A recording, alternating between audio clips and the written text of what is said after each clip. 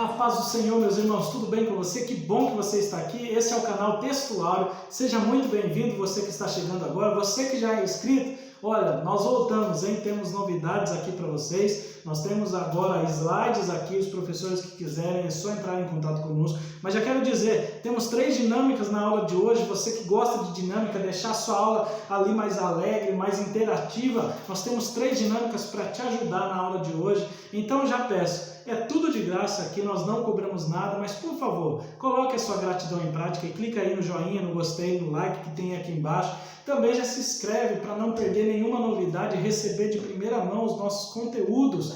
Tem um material que é um material riquíssimo. Nós temos aqui várias referências bibliográficas que nós consultamos, está tudo nesse material, citações de diversos autores, versículos em diferentes traduções que visam facilitar o entendimento do aluno, do professor. Já temos também as palavras do dicionário já pesquisadas, aquelas palavras mais difíceis. E também, ao final, nós temos as dinâmicas. Se você quiser o nosso material, também é só clicar aqui na descrição do vídeo, debaixo do nome do vídeo aqui, clica ali, tem um link, é só você clicar no link e você vai baixar no seu celular esse material. Se tiver dificuldade, entre em contato conosco no nosso WhatsApp e nós enviamos para você gratuitamente.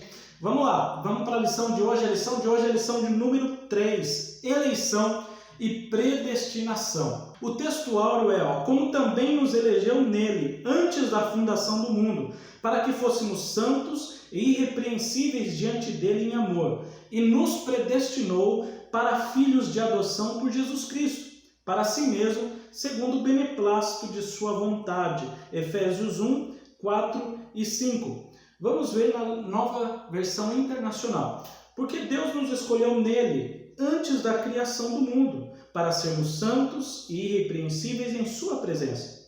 Em amor nos predestinou para sermos adotados como filhos, por meio de Jesus Cristo, conforme o bom propósito da sua vontade.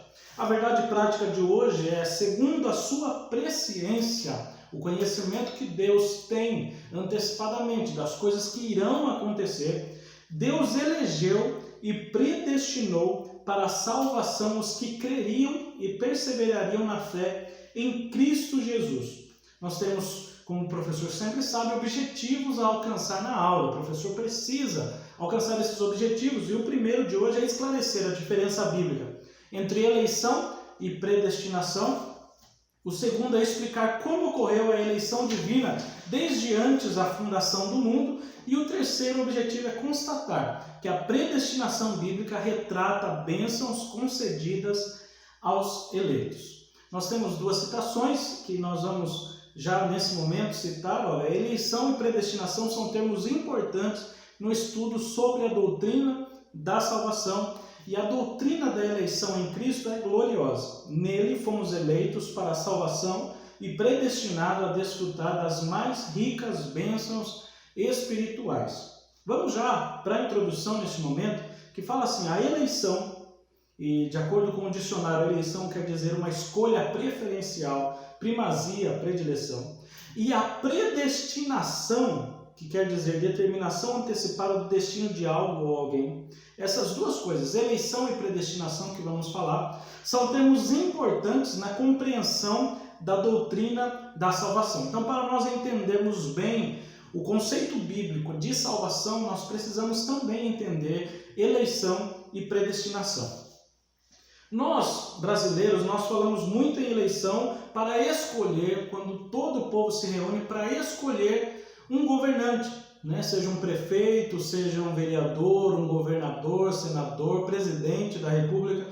Nós dizemos, olha, vai ter eleição, ou seja, vai ter a escolha.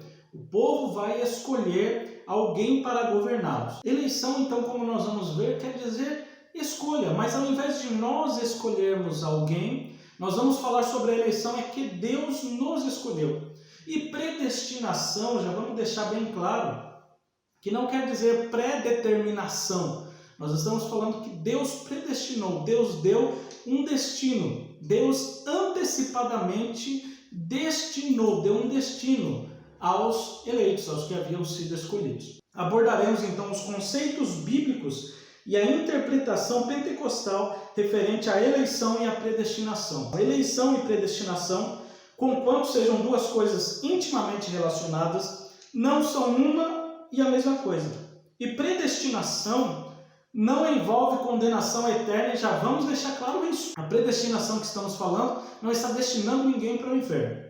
Outra citação importante diz que o conceito de eleição entre os pentecostais inclui a previsão de Deus quanto àquilo que o homem irá fazer com sua própria liberdade, mas depende para sua realização da graça soberana de Deus.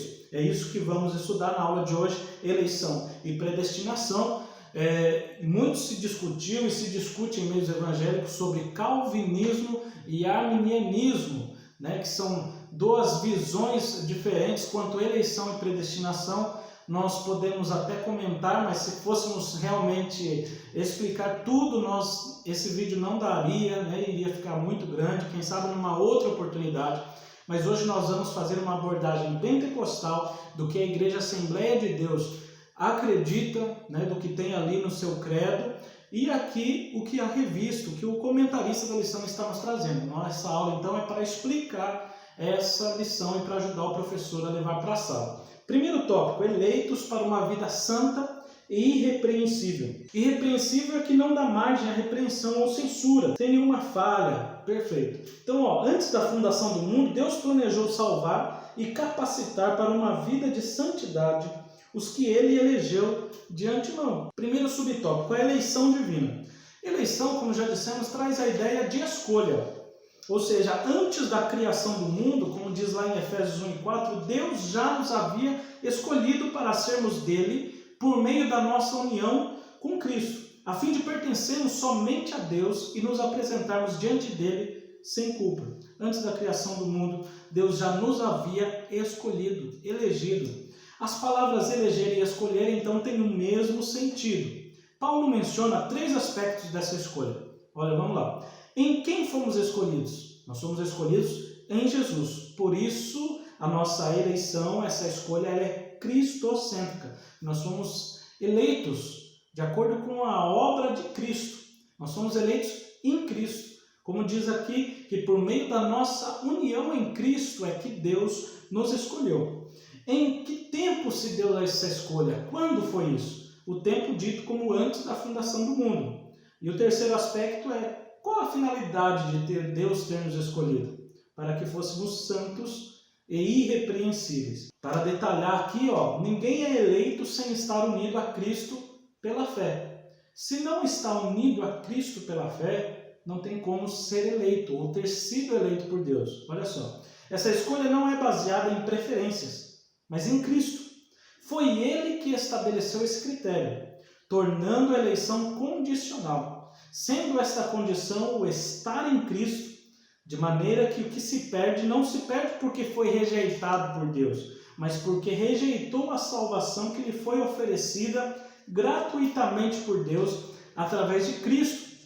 Existem algumas correntes que falam que Deus escolheu e predestinou pessoas para serem condenadas ao inferno. E como nós vemos nessa citação, na verdade, Deus escolheu aqueles que estariam em Cristo, que aceitariam a salvação. Então não é que Deus tenha rejeitado as pessoas e levados para o inferno, destinou o inferno para elas. Não, as pessoas que rejeitaram a salvação que foi oferecida a todos os homens, a todos os povos, por meio de Jesus Cristo. Deus elegeu a igreja desde a eternidade, antes da fundação do mundo, segundo a sua presciência.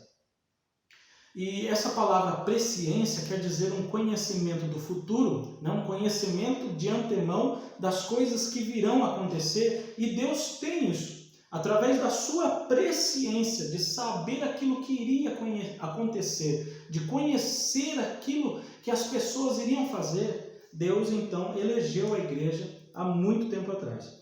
Olha, 1 Pedro 1:2 diz: escolhidos de acordo com o pré-conhecimento de Deus Pai, pela obra santificadora do Espírito, para a obediência a Jesus Cristo e a aspersão do seu sangue, graça e paz lhes sejam multiplicadas.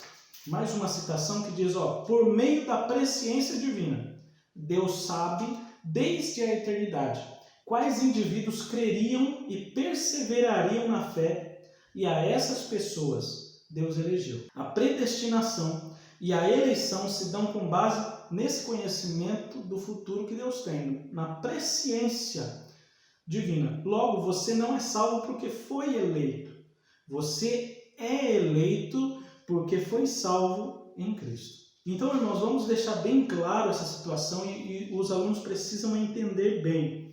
Vão surgir dúvidas e sane todas essas dúvidas. Estude bem essa lição, esses pontos da lição. Deus conhece todas as coisas. Deus sabe tudo o que irá acontecer. Deus conhece todas as coisas. Aliás, o tempo foi Deus mesmo quem criou. Então Deus está fora do tempo. Deus é antes do tempo. Pois quem criou o tempo é o próprio Deus. Deus, então, ele sabe exatamente aquilo que as pessoas farão. Porém, Deus não ordena que cada um faça. Porque Deus deixa o livre arbítrio para as pessoas. Deus deixa a decisão, a escolha. E em vários pontos da Bíblia Sagrada nós vemos Deus falando, olha, escolha, tome uma decisão. Não fique na indecisão. E aí nós temos tantas passagens, como em Josué, quando Josué disse, eu e minha casa serviremos ao Senhor. Vocês, povo de Israel, escolham a quem vão servir. Eu e a minha casa já decidimos quem nós vamos servir. Nós vemos Elias lá junto com os profetas de Baal, dizendo para Israel, olha, até quando cocheareis? Até quando vocês ficarão indecisos nesses dois pensamentos? Se Deus é Deus, serviu, mas se Baal é Deus, então serve a Baal. Mas escolham, saia da indecisão. Por que eu estou dizendo isso? Porque nós temos o livre-arbítrio e Deus nos deu o livre-arbítrio. Deus nos deu a liberdade de escolher, de tomar decisões e arcar com as consequências dessas decisões. O fato de nós escolhermos e aceitarmos a Cristo, o fato de nós escolhermos aceitar a Jesus, aceitar o sacrifício que Ele nos fez, não nos dá mérito nenhum. Não é por causa de nós que nós somos salvos. Deus nos salva por causa do sacrifício de Cristo, por causa do seu grande amor. Como diz, a salvação é pela graça de Deus, por meio da fé. Isto não é de nós, é dom de Deus. Mas precisamos deixar bem claro, Deus, desde o princípio, já sabia quais decisões nós iríamos tomar, porque Ele sabe de todas as coisas. Então Deus escolheu de antemão, lá no passado, lá na eternidade, antes de o tempo existir, Deus escolheu-nos e elegeu aqueles que aceitariam o sacrifício de Cristo e perseverariam na fé.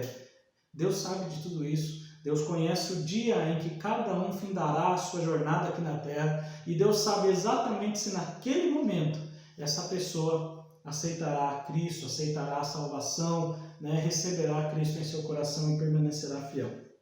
Isso é a eleição. Agora, no segundo subtópico, fala das condições da eleição. Se tem condições, é porque a eleição ela é condicional. Vamos ver. A eleição para a salvação em Cristo, primeiro, ela é oferecida a todas as pessoas.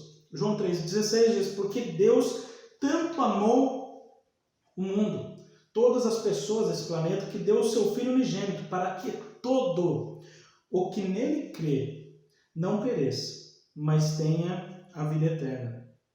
João 3,16, e aí nós vamos de mais um versículo, 1 Timóteo 2, 4 e 6 diz, Ele quer que todos sejam salvos e venham a conhecer a verdade, pois existe um só Deus e uma só pessoa que une Deus com os seres humanos, o ser humano Cristo Jesus, que deu a sua vida para que todos fiquem livres dos seus pecados. Essa foi a prova, dada no tempo certo, de que Deus quer que todos sejam salvos. Essa é a vontade de Deus. Deus não quer que ninguém se perca. Então essa doutrina ela é conhecida como a expiação ilimitada e também chamamos de expiação universal qualificada. Trata-se de uma das doutrinas mais claras de toda a Bíblia Sagrada. É a resposta para a pergunta, olha, para quem Jesus Cristo morreu? Somente por alguns poucos ou pelos pecadores do mundo todo? Como alguns vêm dizendo que Deus escolheu uns para a salvação e outros para a perdição, então Cristo já não morreu por todos, Cristo morreu por alguns, indo contra todos os versículos que dizem que a salvação foi dada a todos. Olha, a Bíblia Sagrada apresenta cerca de 80 textos comprobatórios que apontam para a expiação ilimitada ilimitada que alcança todas as pessoas do mundo. A morte de Cristo em favor da salvação de todos os homens e não somente para alguns. No nosso material, o professor pode ver algumas dessas referências, nós não vamos citar, tem várias, e o professor pode aqui adquirir esse material, ele é grátis, mas o professor pode clicar aqui na descrição do vídeo, baixar esse material ou entrar em contato conosco conforme o número de WhatsApp que está aparecendo aqui e nós enviamos aí para o seu WhatsApp. 2 Pedro 3:9 diz lá: o Senhor não demora em cumprir a sua promessa, como julgam alguns. Ao contrário, Ele é paciente com vocês, não querendo que ninguém pereça, mas que todos cheguem ao arrependimento. Então, a vontade soberana de Deus tem seu princípio na justiça. E a escolha dos crentes é feita segundo a obra expiatória de Cristo Jesus, seu Filho, que cumpriu a justiça exigida para dar oportunidade a todos quantos o aceitam por Salvador e Senhor. Então, como já dissemos aqui, torna-se uma realidade essa eleição para cada pessoa de acordo com seu prévio arrependimento e fé. Efésios 2:8 diz: pois pela graça de Deus vocês são salvos, por meio da fé. Isso não vem de vocês, mas é um presente dado por Deus. É Deus quem nos oferece a salvação de graça, um favor que nós não merecemos, mas nós precisamos aceitar por meio da fé. Os eleitos são constituídos não por decreto absoluto, mas por aceitação das condições do chamado de Deus. E a seguinte dificuldade se apresenta a alguns. Olha só o que alguns têm uma dificuldade. Sendo Deus conhecedor de todas as coisas, Ele sabe quem se perderá. Portanto, como pode essa pessoa evitar o perder-se? Mas a presciência de Deus sobre o uso que a pessoa fará do livre-arbítrio não obriga a escolher este ou aquele destino. Deus prevê sem intervir. Deus sabe quais serão as suas escolhas, mas isso não quer dizer que Ele determinou as suas escolhas. Esse meio não é meritório e ninguém pode cumpri-lo sem a graça de Deus. Aí muitas pessoas vão colocar as dúvidas, falando: mas então se eu que estou escolhendo, é por meu mérito que eu vou para o céu? Não. A salvação é só Deus quem pode dar. E Ele não tem obrigação nenhuma de nos dar isso. Ele faz por um favor imerecido. Ele oferece a todos. Aquele que aceitar, Ele dá. Mas nós não temos mérito nenhum nisso, porque nós éramos pecadores. Nós éramos inimigos de Deus. Por que Deus daria a salvação? Simplesmente é graça. É um favor imerecido. Efésios 2:8-9 diz: pois pela graça de Deus vocês são salvos, por meio da fé. Isso não vem de vocês, é um presente dado por Deus. E a salvação não é o resultado dos esforços de vocês. Portanto, ninguém pode se orgulhar de tê-lo. A eleição é um ato soberano de Deus em graça. Deus não tem obrigação de escolher ninguém, como dissemos, visto que todos são igualmente pecadores, merecendo assim a condenação. Então, resumindo, nós somos eleitos por iniciativa divina por causa da graciosa obra de Cristo e não pelas nossas obras. Nós já vamos para o terceiro subtópico, que diz vida santa e irrepreensível, que é um objetivo da eleição. A eleição tem essa finalidade específica de sermos santos e irrepreensíveis diante dele. Efésios 1:4 diz: porque Deus nos escolheu nele, antes da criação do mundo, para sermos santos e irrepreensíveis em sua presença. Na nova linguagem de hoje, diz: antes da criação do mundo, Deus já nos havia escolhido para sermos dele, por meio de nossa união com Cristo, a fim de pertencermos somente a Deus, ou seja, sermos santos, e nos apresentarmos diante dele sem culpa, irrepreensíveis. Olha só, o propósito de Deus em nos escolher era que vivêssemos vidas modificadas durante o tempo que nos resta na terra. Santo, então, significa separado do pecado. Tem pessoas, inclusive alguns alunos, que vieram de uma outra religião, de uma outra denominação, que acreditam que santo é aquele que faz milagre. Existe. E o professor precisa deixar isso muito claro. Santo quer dizer separado. Separado em 2 ou mais níveis, mas vamos deixar 2 especificados. Separado do pecado. Por exemplo, aqui está o pecado, aqui estávamos nós no pecado. Então, ser santo quer dizer separado do pecado. Ah, tem mais. Nós que estamos aqui somos separados para Deus, ou seja, nós somos separados do pecado, saímos do pecado para nos unirmos ao Senhor, para nos unirmos a Cristo, para ficarmos à disposição, para sermos consagrados a Ele, a seu serviço. Isso significa ser santo. Olha, 1 Pedro 1, 15, 16 diz: mas assim como é santo aquele que os chamou, sejam santos vocês também em tudo o que fizerem, pois está escrito: sejam santos, porque eu sou santo. 1 Pedro 1, 15, 16. Somos eleitos para a santidade e não para o pecado, que fica muito claro aqui. Um templo é santo porque é diferente dos outros edifícios. Um sacerdote é santo porque é diferente do homem comum. Uma vítima é santa porque é diferente dos outros animais. Deus é santo por excelência, porque é diferente do homem. O dia de repouso é santo porque é diferente dos outros dias. Assim, pois, Deus escolhe o cristão para que seja diferente dos outros homens. Então, deixa-nos bem específico e claro na nossa mente que é ser santo. Santo é ser separado, ser diferente daquele padrão mundano de vida. Ser santo, então, significa ser separado por Deus a fim de refletir a sua natureza. E aí, o versículo fala também que nós somos eleitos para ser irrepreensíveis. Irrepreensível expressa que é algo sem defeito, inculpável.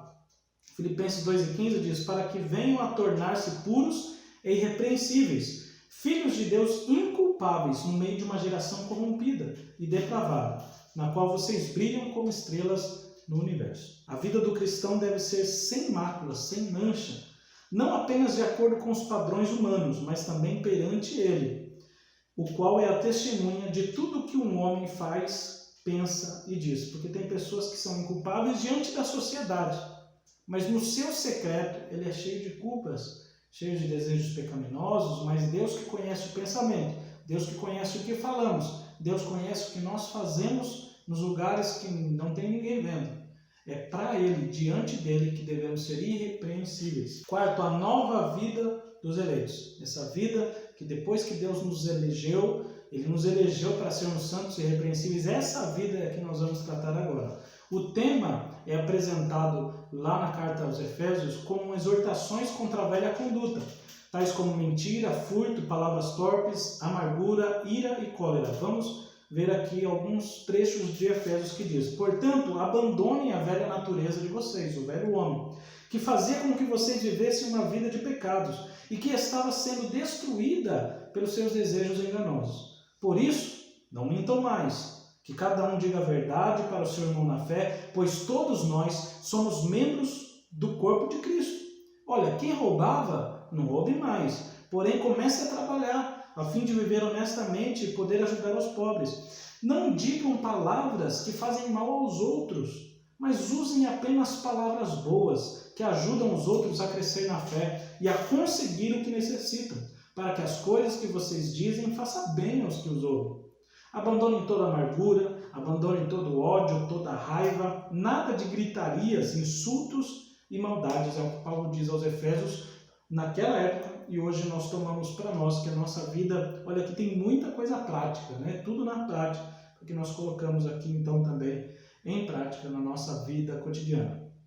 Despir-se do velho homem exige abandonar a velha natureza com as suas paixões, as suas vontades, adotar uma nova perspectiva mental e uma nova forma de vida. Precisamos mudar de dentro para fora, permitir que o Espírito Santo nos transforme. E ainda segue Paulo falando na carta aos Efésios severas advertências contra a fornicação, impureza, avareza e embriaguez. Olha lá. Entre vocês não deve haver nem sequer menção de imoralidade sexual, como também de nenhuma espécie de impureza e de cobiça, pois essas coisas não são próprias para os santos, para os separados. Tenham cuidado com a maneira como vocês vivem, que não seja como insensatos, mas como sábios. Não se embriaguem com vinho que leva à libertinagem, mas deixe-se encher pelo Espírito Santo, deixem-se dominar pelo Espírito Santo. Um crente fiel não só deve fazer a diferença, como também o seu comportamento deve ser referencial para toda a sociedade. Ele não deve ser só um separado, mas ele deve influenciar, que pessoas vejam e venham admirá-lo e querer segui-lo. É isso que o cristão, o crente fiel, deve fazer. Somente o Espírito Santo, claro, capacita o crente para esse novo estilo de vida. Nós devemos deixar-nos dominar pelo Espírito Santo, nos entregar ao Espírito Santo, deixar que Ele faça, que Ele haja, e nós devemos aceitar o seu trabalho. Aquilo que o Espírito Santo quer mudar dentro de nós, mudar nas nossas vidas, quer gerar em nós o fruto do Espírito, como diz Gálatas 5, vamos ler. Mas o fruto do Espírito é amor, alegria, paz, a paciência, a amabilidade, bondade, fidelidade, mansidão e domínio próprio. Contra essas coisas não há lei. Os que pertencem a Cristo Jesus crucificaram a carne com suas paixões e os seus desejos. Se vivemos pelo Espírito, andemos também pelo Espírito. Pratiquemos aquilo que o Espírito quer que nós praticamos, e Ele nos capacita a isso. Como resultado disso, velhos hábitos são abandonados, condutas reprováveis são descartadas, e nítidas mudanças comportamentais são percebidas. É uma nova pessoa, eis que tudo novo se fez. É um processo contínuo de santificação até a glorificação final do dia de Cristo. Cada dia nós devemos ser edificados como num edifício, cada dia devemos melhorar. Devemos ser mais santos hoje do que fomos ontem. E amanhã nós devemos ser mais santos do que fomos hoje. Cada dia precisamos melhorar. 2 Coríntios 3,18 diz: portanto nós, com o rosto descoberto, refletimos a glória que vem do Senhor. Essa glória vai ficando cada vez mais brilhante e vai nos tornando cada vez mais parecidos com o Senhor, que é o Espírito. Em termos evangélicos, nós temos aqui a ideia de ser um crente de tal maneira transformado, segundo a imagem de Cristo, que possui a santidade do próprio Deus Pai.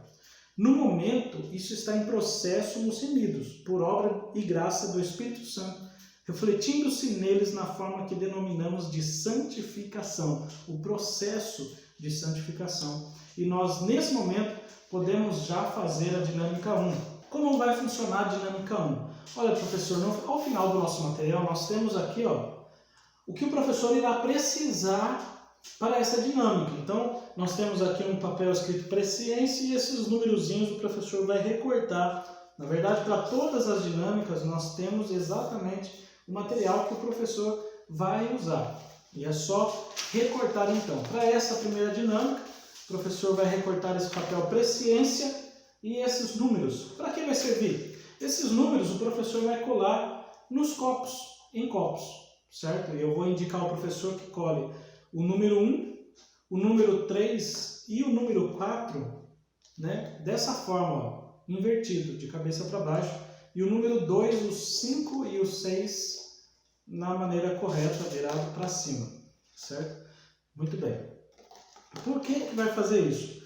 O professor, escolhendo esses copos, o professor não põe na mesa ainda, mas chama um aluno a princípio. E quando chama esse aluno, entregue para ele o papel presciência. Olha só, entregue para ele esse papel presciência. No papel presciência, olha só, está escrito assim: os copos 2, 5 e 6 permanecerão cheios. Os copos 1, 3 e 4 permanecerão vazios. Então, como eu já disse, o professor vai numerar os copos e vai chamar esse aluno. Coloca o aluno num canto, em algum lugar em que ele não veja o que será feito na mesa, na frente dos alunos. Pode colocar ele ao fundo da sala, de costas para a sala, ou em algum lugar que ele não veja, de costas para a mesa que o professor irá utilizar. E aí, peça para que ele leia em voz alta o papel da presciência, e a missão dele é o seguinte: escolher, sem ver os copos, escolher aqueles que estarão cheios, aqueles que permanecerão cheios. Então, de acordo com o que ele leu, ele vai escolher os copos 2, 5 e 6, pois está escrito que os copos 2, 5 e 6 permanecerão cheios. O professor pergunta para ele: quais copos então, sabendo que você tem que escolher os copos cheios, quais copos você escolhe? Então ele vai falar que é o 2, 5 e 6. Deixe ele de costas para você ainda, para que ele não veja, e o professor vai distribuir esses copos em cima da mesa, de modo que todos os alunos vejam. O professor vai colocar o copo 1 de boca para baixo na mesa, que todos os alunos vejam um número. O copo 2, o professor vai colocar de boca para cima, dessa forma aqui. O copo 3 também vai colocar de boca para baixo. O 4 de boca para baixo, o 5 e o 6 de boca para cima, certo? Então, vai ficar dessa forma aqui, se os professores, se der para todos verem.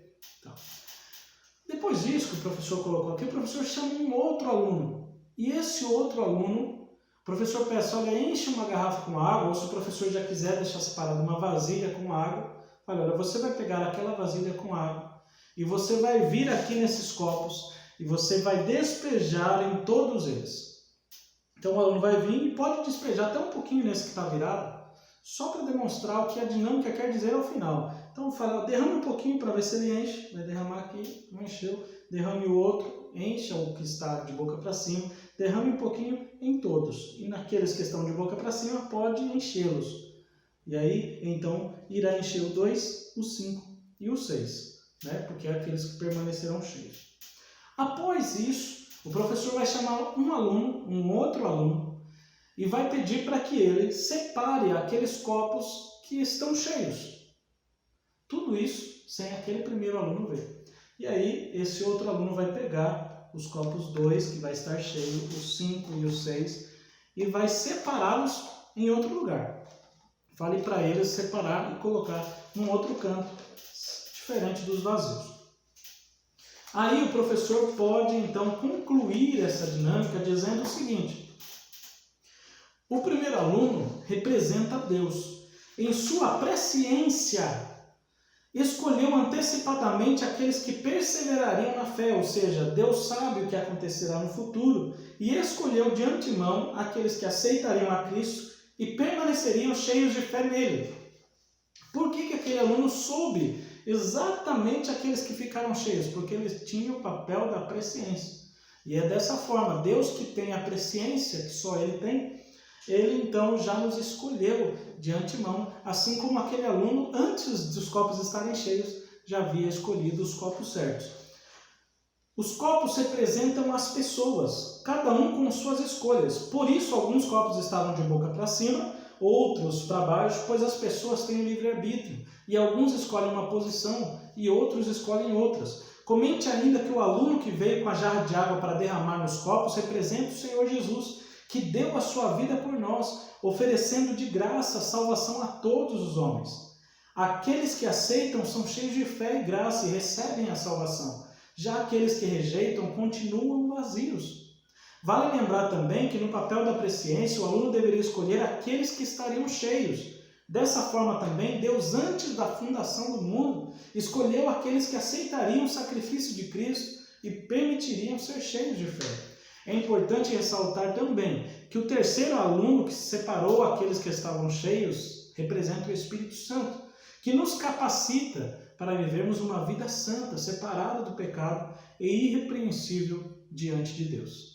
Amém, meus irmãos? Eu espero que essa dinâmica seja de grande bênção na tua vida. E eu quero pedir aqui aos irmãos que fizerem as dinâmicas, se puderem filmar um pedacinho, tirar foto, mande pra gente, é muito gratificante, a gente fica muito feliz. Os irmãos mandem no nosso WhatsApp aí fotos, vídeos das dinâmicas que fizeram. Nós achamos assim especial mesmo, algo gratificante ver isso. Seguindo, vamos para o segundo tópico que diz predestinados para filhos de adoção. A palavra predestinar mostra que o destino dos eleitos foi feito na eternidade. Quando a gente fala, olha, eu vou destinar essa caixa para aquela sala, eu estou dando um destino. Agora, quando a gente fala predestinar, ou seja, antes de acontecer qualquer coisa, a gente já sabe qual é o destino. Isso é predestinar, como diz a lição. Primeiro, a predestinação. Predestinar significa literalmente determinar antes de que aconteça. A predestinação se aplica aos propósitos de Deus inclusos na eleição. Então, separando, eleição é escolha, a escolha das pessoas. E predestinação é Deus dando um destino a essas pessoas. A eleição é a escolha feita por Deus em Cristo de um povo para si mesmo. Já a predestinação abrange o que acontecerá ao povo escolhido por Deus. Eleição, então, é Deus escolhendo as pessoas que aceitaram a Cristo. E predestinação é Deus destinando bênção a essas pessoas antecipadamente. Efésios 1:5 diz: em amor nos predestinou para sermos adotados como filhos, por meio de Jesus Cristo, conforme o bom propósito da sua vontade. A eleição é Deus escolhendo em Cristo um povo para si mesmo. E a predestinação diz respeito ao que Deus planejou antecipadamente fazer com aqueles que foram escolhidos. Eleição significa escolha, enquanto predestinação tem a ver com o fim dado aos escolhidos. Eleição é o ato pelo qual Deus escolhe homens para si mesmo. Predestinação é o ato determinativo de Deus quanto ao destino dos que ele escolheu. Predestinação na Bíblia, então, não tem a ver com escolha, mas com o destino dado àqueles que já foram escolhidos. Eu espero deixar isso bem claro. A predestinação dos salvos é precedida pelo conhecimento prévio de Deus, ou seja, o conhecimento prévio de Deus vem antes da predestinação. Daqueles que, diante do chamamento do Evangelho, recebem a Cristo como seu Salvador pessoal e perseveram até o fim. Romanos 8, 29 e 30 diz, olha, pois aqueles que de antemão conheceu, presciência. Deus sabia de antemão aqueles que aceitariam. Então, pois aqueles que de antemão conheceu, como Deus já sabia, já conhecia, também os predestinou, os deu um destino, para serem conformes à imagem de seu Filho, a fim de que ele seja o primogênito entre muitos irmãos. E aos que predestinou, a esses que Deus deu as bênçãos da predestinação, também chamou. E aos que chamou, também justificou. E aos que justificou, também glorificou. Na eleição, Deus definiu como condição o crer em Cristo, a eleição condicional. Já na predestinação, Deus planejou o destino e as benesses dos crentes em Cristo que atenderam ao chamamento divino. Deus, em razão de seu conhecimento, previu que essas pessoas aceitariam o Evangelho e permaneceriam salvos, e predestinou para essas pessoas uma herança celestial. Ele previu o destino delas, mas não o fixou. Amém? Segundo, filhos por adoção. Nós estamos falando então da predestinação. O apóstolo Paulo enfatiza que foi agradável a Deus inserir no plano de salvação a adoção daqueles que ele tinha escolhido, a adoção dos eleitos como filhos, segundo o beneplácito da sua vontade. Olha, Efésios 1 e 5 diz, em amor nos predestinou para sermos adotados como filhos, por meio de Jesus Cristo, conforme o bom propósito da sua vontade, o beneplácito da sua vontade.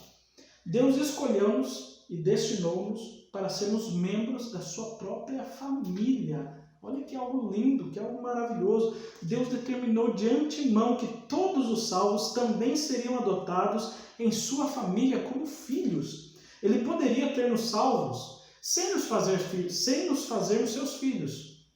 Mas ele escolheu fazer as duas coisas, nos salvar e nos tornar filhos. É muito amor que Deus tem pelas nossas vidas. E é exatamente isso que a lição diz. O amor foi o que moveu o Pai a nos adotar.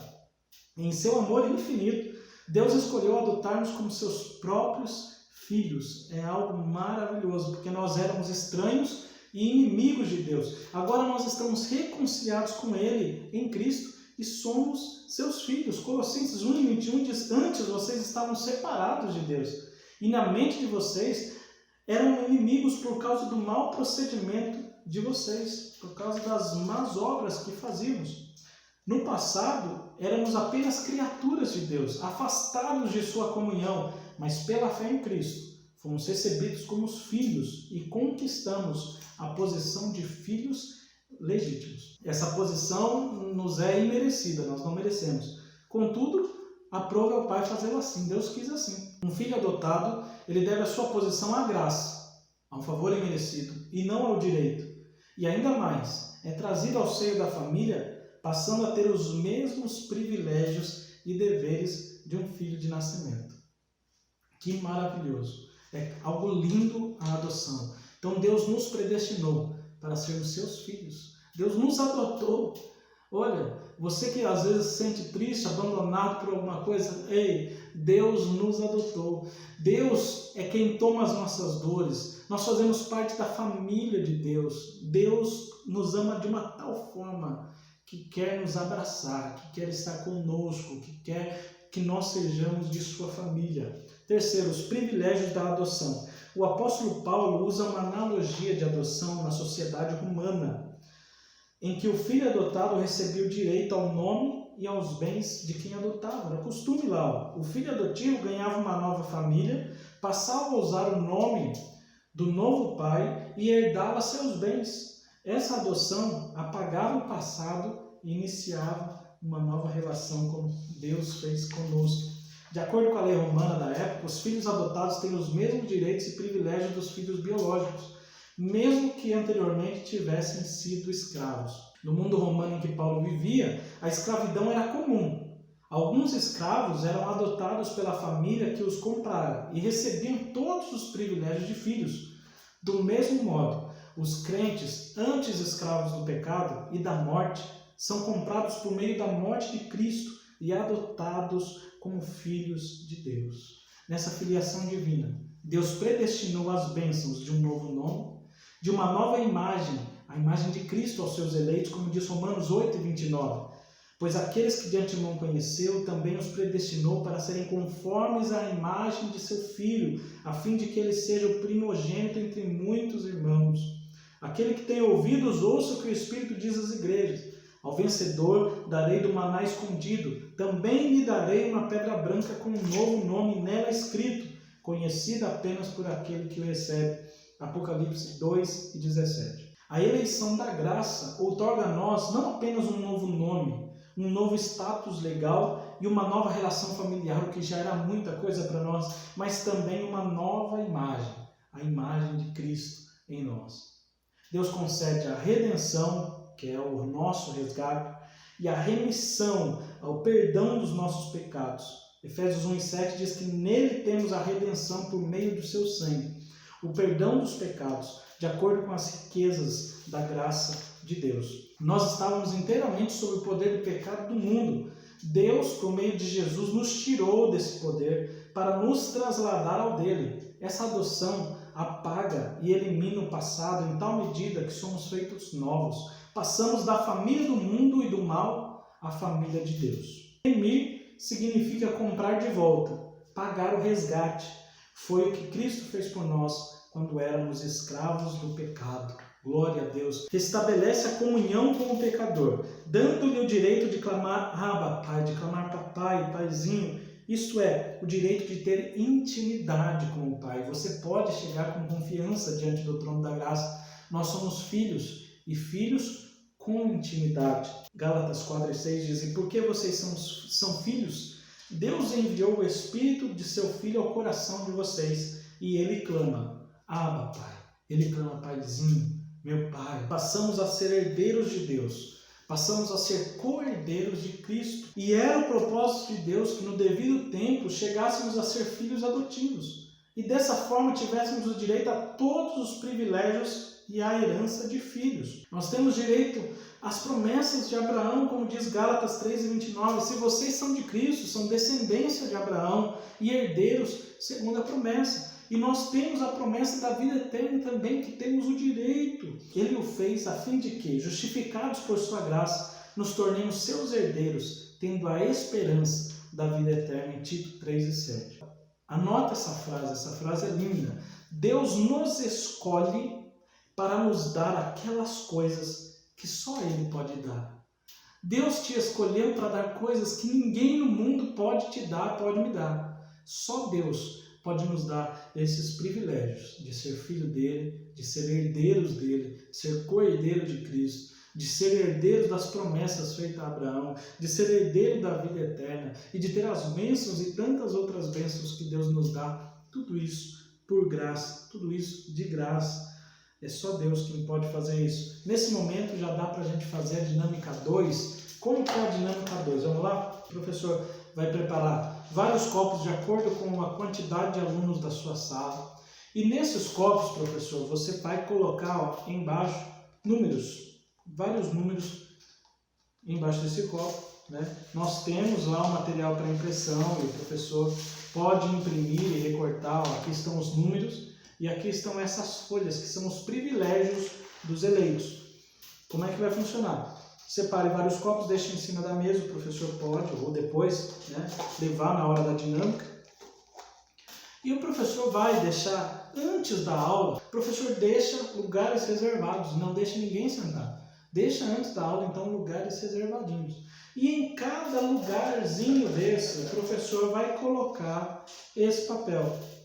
E em cada papel tem um número, que é o número que está debaixo do copo. Então, em cada um dos papéis tem. O professor vai deixar um papel desse em cada cadeira, de acordo com o número de seus alunos. Eles vão estar sentados em um lugar, mas deixe o outro reservado e não deixe ninguém sentar. E coloque esses papeizinhos ou cole nas cadeiras. Para iniciar essa dinâmica, o professor vai chegar para a classe e vai mostrar vários copos, né? Alguém aqui quer copos como esse aqui? É de graça. Quem quiser, levante a mão. O professor vai oferecer esses copos para os seus alunos. Quem quiser, é só levantar a mão. Alguns talvez não vão levantar, porque não querem um copo. Alguns vão levantar, não importa. Após isso, o professor distribui para aqueles alunos que estão com a mão levantada, distribui esses copos. Aos alunos que aceitaram receber os copos, né, que aceitaram esse presente, né, de receber os copos, diga a ele que debaixo dos copos tem um número, que esse número corresponde a um lugar que está reservado para eles. E aí eles vão ter que se direcionar àquele lugar que o professor deixou reservado ali para aquelas cadeiras. Peça para que eles olhem os números e vejam nas cadeiras que também estão numeradas com os papeizinhos, né? E peça para eles sentarem na cadeira que está correspondente ao número que está no seu copo. Fale para eles sentarem, pegarem um papel e segurarem esse papel por enquanto. O professor vai explicar então para a classe que os copos representam a salvação que foi oferecida a todos gratuitamente. O professor comenta também que as cadeiras já estavam preparadas bem antes dos alunos chegarem e antes mesmo que eles aceitassem receber os copos, representando que Deus já preparou as bênçãos e os privilégios dos eleitos antecipadamente, ou seja, Deus já sabia quem aceitaria Cristo e permaneceria na fé, e pela sua graça e amor destinou antecipadamente os eleitos para receberem a filiação divina e desfrutarem de maravilhosas bênçãos e promessas. Para finalizar, o professor pede aos alunos que receberam um copo, que estão sentados nas cadeiras, para que eles leiam em alta voz o que está escrito nos papéis que estavam nas suas cadeiras.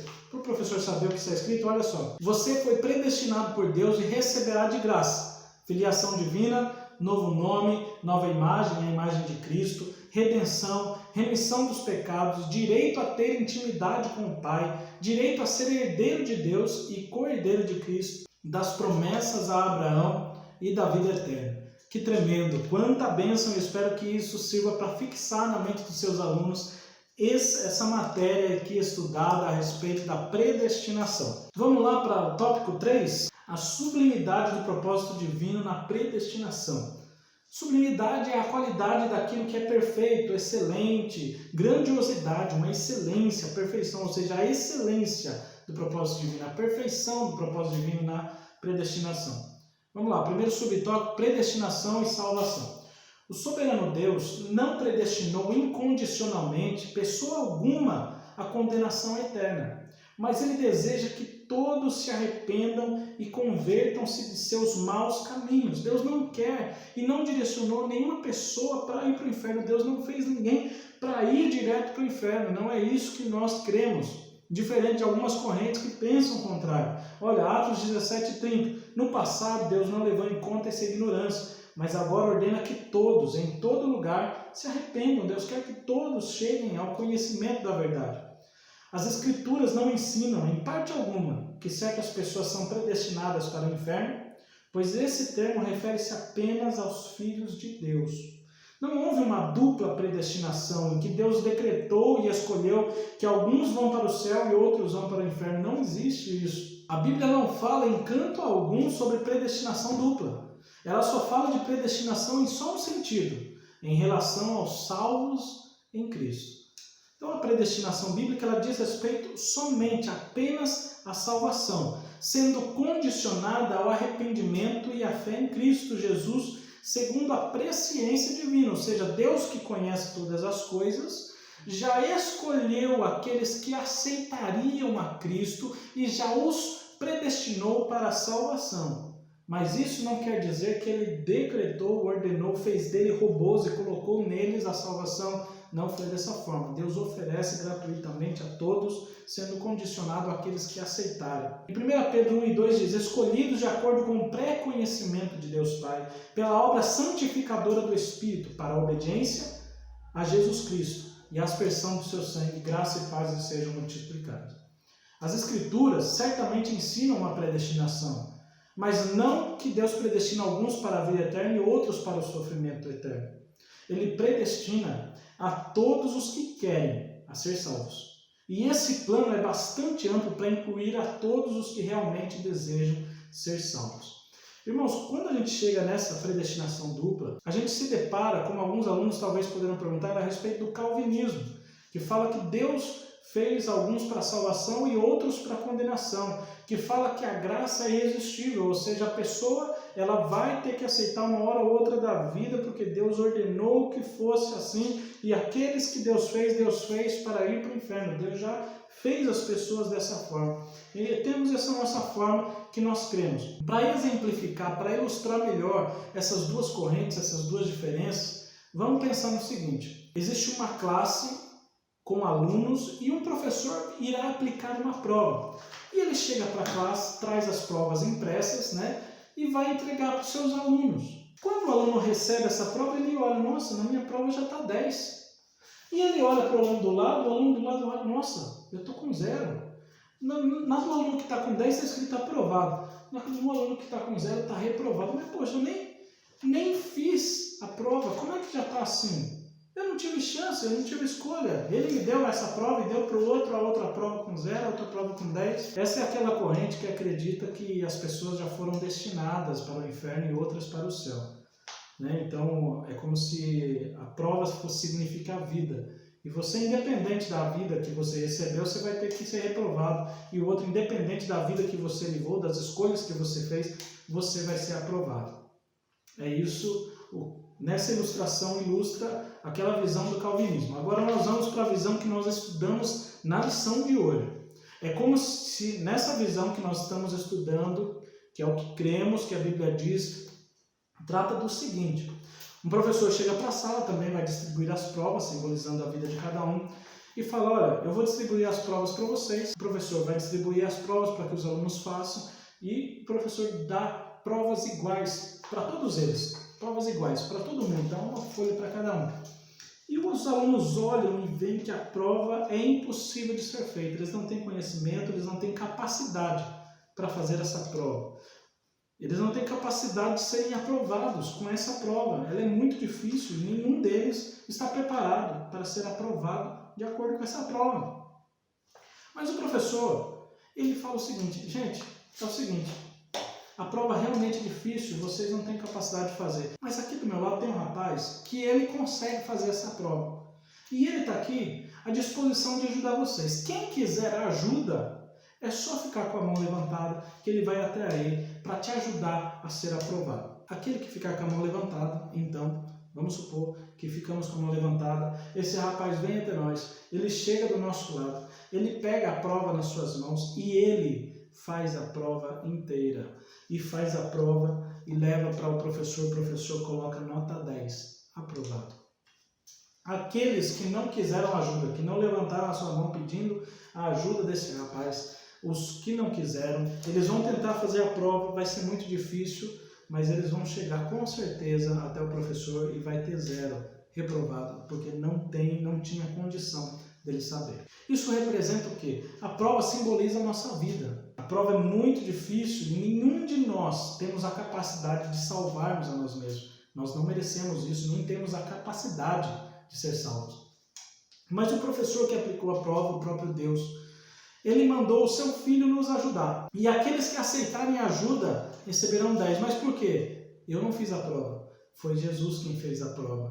É Ele quem nos dá a salvação. É Ele quem nos faz ser reprovado. Eu somente aceitei a ajuda que o professor disponibilizou. E aí nós fomos aprovados. É isso que nós cremos. Deus nos oferece a todos a salvação. Aqueles que querem serão salvos. Segundo, predestinação e o amor. A redenção divina não foi uma medida de emergência. Ao contrário, era plano imutável do amor de Deus desde sempre. E sabe no que consiste a sublimidade, a excelência dos propósitos eternos em prover a salvação? Consiste no amor de Deus. 1 João 4, 10 e 19 diz, e o amor é isto. Não fomos nós que amamos a Deus, mas foi Ele que nos amou e mandou o seu Filho para que por meio dele os nossos pecados fossem perdoados. Nós amamos porque Deus nos amou primeiro. Nós não somos Nós não somos robôs, nós não somos alguém que foi programado a amar, mas nós amamos porque Ele nos amou primeiro. Nós chegamos a Ele porque Ele chegou a nós. A salvação como favor imerecido provém do amor de Deus. Nós não merecemos, foi justamente um presente dado pelo nosso Deus. Todavia, Deus que é rico em misericórdia, pelo grande amor com que nos amou, pois vocês são salvos pela graça, por meio da fé, isso não vem de nós, é dom de Deus, é um presente. Deus tanto nos ama que nos presenteou com essa salvação. Foi por amor, então, que fomos eleitos por Deus e predestinados em Cristo.